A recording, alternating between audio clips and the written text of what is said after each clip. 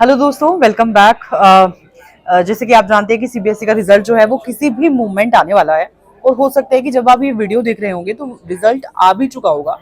और कुछ ऐसे छात्र हैं जो अ, उतने मार्क्स नहीं ला पाए जितनी उम्मीद थी और वो कंफ्यूज हैं कि क्या वो फेल हो चुके हैं या अगर फेल हो गए हैं तो क्या करना है। तो इस चीज को लेकर इसके ऊपर कोई क्लैरिटी नहीं है। तो सबसे पहले और ये भी कंफ्यूजन है कि पासिंग मार्क्स क्या हैं टेंथ बोर्ड एग्जाम्स में।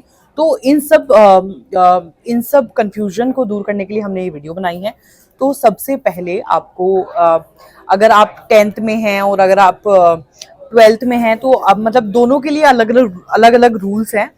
अगर आप टेंथ के स्टूडेंट हैं तो आपको हर सब्जेक्ट में थ्योरी और इंटरनल असेसमेंट को मिलाकर कम से कम 33% मार्क्स आपको प्राप्त करने होंगे।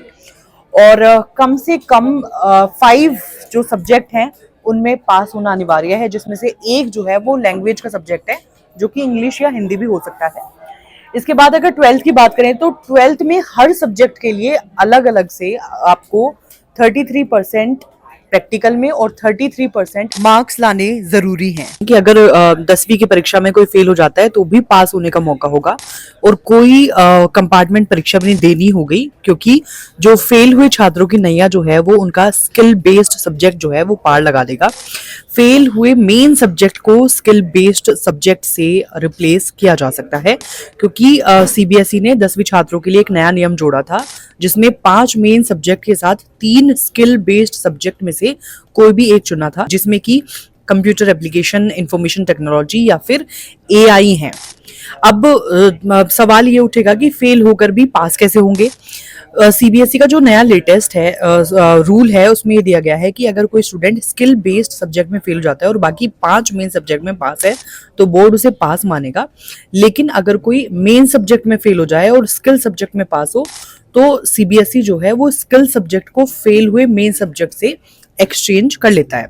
अब सवाल ये भी है कि मेन सब्जेक्ट और स्किल सब्जेक्ट दोनों में फेल हो जाए तो, हालांकि अगर वो किसी मेन सब्जेक्ट में फेल हो जाता है और उसका स्किल सब्जेक्ट भी जो है वो पास नहीं होता है तो ऐसे में उसको फेल माना जाएगा और उसे कंपार्टमेंट जो एग्जाम है उसके लिए वो एलिजिबल हो जाएगा और वो एग्जाम जो है देना होगा। हालांकि इस बार जो सीबीएसई है उसने एक नया बदलाव भी किया है कि जो छात्र जो हैं वो रीवैल्यूएशन के लिए अप्लाई करना चाहते हैं, रीचेकिंग के लिए अप्लाई करना चाहते हैं, उससे पहले ही छात्रों को जो है वो कॉपी की जो फोटोकॉपी है आपकी आंसर शीट की वो भी मिल जाएगी। अब यहाँ पर सवाल बड़ा ये है कि अगर एग्जाम में ही फेल हो जाएं तो क्या होगा। तो इसमें कुछ ऑप्शन है कि सबसे पहले तो आपको कंपार्टमेंट जो एग्जाम है वो देने को मिलेगा। डेट्स जो है वो अनाउंस होने कुछ ही दिनों में हो जाएंगी। जुलाई में आपका जो है वो उम्मीद लगाई जा रही है कि 11 से 15 जुलाई के बीच में या 11 से 22 जुलाई के बीच में जो है वो आपके एग्जाम हो सकते हैं, ये आगे पीछे भी हो सकता है। कंपार्टमेंट में छात्र को 3 बारी मौका मिलेगा। अगर वो तीनों बारी में अगर असफल हो जाता है तो उसको फिर से एकेडमिक सेशन में परीक्षा देनी होगी।